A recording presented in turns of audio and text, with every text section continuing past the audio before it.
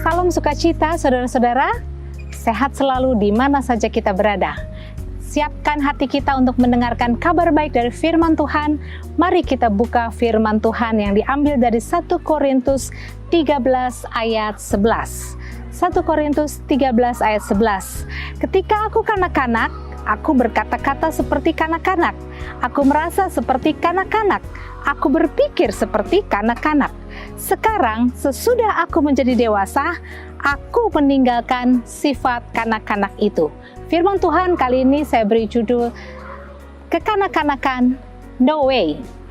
Maksudnya mari sama-sama kita belajar. Kita dengan segala kelemahan dan kekurangan, kita mau seperti Rasul Paulus meninggalkan sifat kekanak-kanakan yang mungkin tanpa sadar ada pada diri kita. Saudara-saudara, apa saja hal-hal seperti kekanak-kanakan yang mungkin melekat atau tidak sadar kita lakukan sehari-hari? Yang pertama, mari kita belajar. Anak kecil, dia mudah mengejek. Kalau kita lihat sifat anak kecil, kita suka melihat anak kecil itu mudah mengejek. Nah, saudara, cuma anak kecil yang bisa menilai orang lain yang dilihatnya dengan polos, lalu dia langsung berkomentar. Nah, kalau orang dewasa, dia akan berpikir terlebih dahulu sebelum berkata-kata atau memberi ujaran atau ucapan untuk orang lain, karena orang dewasa sudah tahu bahwa bagaimana kita menghargai satu dengan yang lainnya dan bagaimana kita menyadari bahwa setiap orang ada Tuhan yang menciptakannya. Nah, saudara, anak kecil bisa saja langsung menilai, contohnya seperti anak saya dulu pada waktu dia masih kecil, saya ketemu dengan teman yang postur tubuhnya sangat pendek. Anak kecil dengan cepat bilang, "Mama, kok teman mama itu pendek?" Seperti itu ya, dengan polos. Atau anak kecil bisa menilai postur tubuh, rias wajah, tata rambut, atau sebagainya. Nah, sudah mungkin yang orang yang mendengarkannya nanti kurang berkenan. Nah, anak kecil mudah dengan polosnya mengejek. Paling empuk saudara-saudara untuk diejek itu adalah pemimpin. Dan pemimpin bisa saja diremehkan ketika berbeda prinsip dengan kita. Berbeda prinsip. Orang yang berbeda prinsip dan pandangan lalu mudah mengejek, itu berarti masih melekat sifat kekanak-kanakan.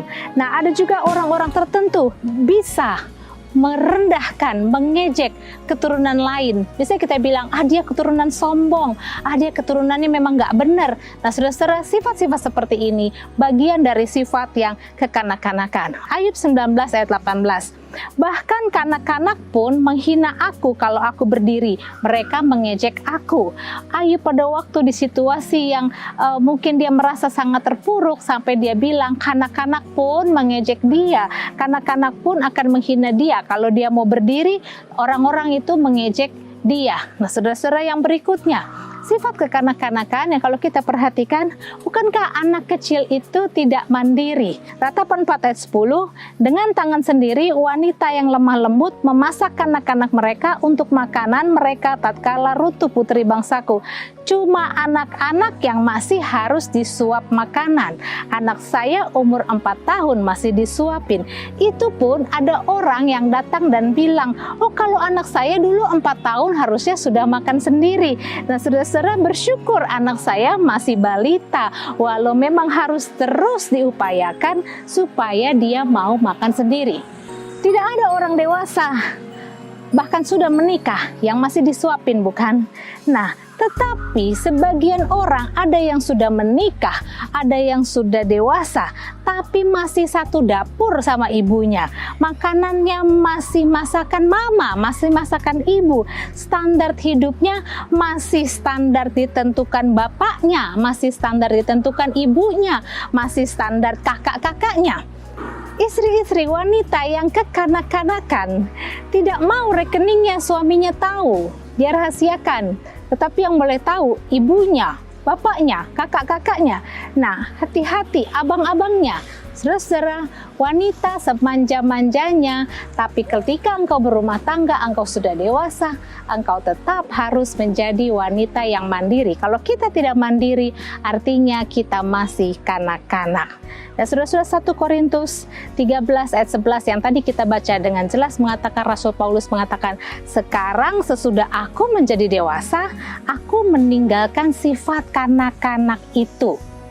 Yang ketiga, anak kecil suka bersaing tidak pada tempatnya. Anak-anak masih bersaing dan kita anggap wajar, bukan? Anak-anak tetangga pada naik sepeda, kemudian anak-anak kita meminta merengek sampai dibelikan sepeda. Anak kecil itu tidak mau ngalah, anak kecil itu selalu mau menang. Apapun alasannya, anak kecil punya jiwa mau bersaing. Tapi bagaimana kalau sudah besar, masih saja orang berjuang, bersaing sifatnya, dan tidak kunjung padam. Saudara-saudara, di gereja bersaing, padahal gereja tempat beribadah kepada Tuhan. Di rumah bersaing dengan pasangan, padahal keluarga adalah tempat untuk menjadi satu tim yang bekerja sama dan kompak. Keluarga menjadi tempat persaingan antara keluarga mertua pria dengan keluarga mertua wanita, antara ipar pria dengan ipar wanita. Pada waktunya nanti kemudian orang tua bersaing dengan anak-anak dan bertengkar. Sifat kekanak-kanakan masih terbawa tanpa disadari. Pendeta-pendeta bersaing dengan ukuran banyaknya jumlah jemaat. Supaya terlihat berhasil, laporan jumlah jemaat dibesar-besarkan. Itu sebagai salah satu contoh. Kadang-kadang sifat kekanak-kanakan tidak disadari, bersaing tidak pada tempatnya. Yang keempat, anak kecil, kalau kita perhatikan, anak kecil itu sifatnya suka meniru. Betul ya? Apapun yang kita dengar dari anak-anak kita, yang kita kadang-kadang terkejut, ternyata itu hanya ungkapan yang meniru, mengkopi dari orang lain yang dia dengar. Saya kaget ketika tiba-tiba anak saya bilang, di telinga saya bagian bawah ada kotornya. Padahal dia dengar itu dari kakaknya yang sedang membersihkan telinga. Lalu, aku mau makan makanan sehat. Aku mau wortel, kacang hijau supaya aku tidak sakit lagi. Padahal dia tidak makan wortelnya, dia tidak makan kacang hijaunya. Dia hanya mengucapkan apa yang dia dengar dari orang tuanya. Nah, orang dewasa yang sifatnya kekanak-kanakan itu suka meniru. Meniru orang lain, meniru orang yang diidolakan, meniru pemimpinnya dari cara berpakaian, memakai dasi, memakai jas, meniru gaya bicara. Lalu dalam konteks pelayanan, gereja lain bikin apa, kita mau bikin itu juga. Tanpa sebuah visi dan misi yang jelas, kita hanya meniru apa yang orang lain lakukan. Saudara-saudara, hati-hati, inilah ciri kekanak-kanakan yang lainnya, yaitu suka meniru. Anak kecil wajar suka meniru. Oleh karenanya, orang-orang yang besar yang dewasa memberikan sikap, perilaku, perkataan yang baik karena anak kecil yang melihat akan meniru. Nah, bagaimana kondisinya kalau sudah besar hanya masih suka meniru? Sang kakak pakaiannya seperti apa? Ditiru oleh sang adik. Sang kakak bagaimana cara bicaranya? Ditiru. Lalu kemudian sang adik menjadi bingung ketika keberhasilannya berbeda. Sang kakak menjadi kaya raya, sang adik tidak menjadi kaya raya. Kenapa, saudara-saudara? Karena sifat anak-anak hanya mau meniru apa yang di luarnya. Nah, saudara, mari kita belajar dari apa yang Rasul Paulus katakan, ketika aku dewasa, aku tinggalkan sifat kekanak-kanakan. Tinggalkan sifat kekanak-kanakan yang terlalu mudah meremehkan, mengejek para pemimpin, mengejek orang lain.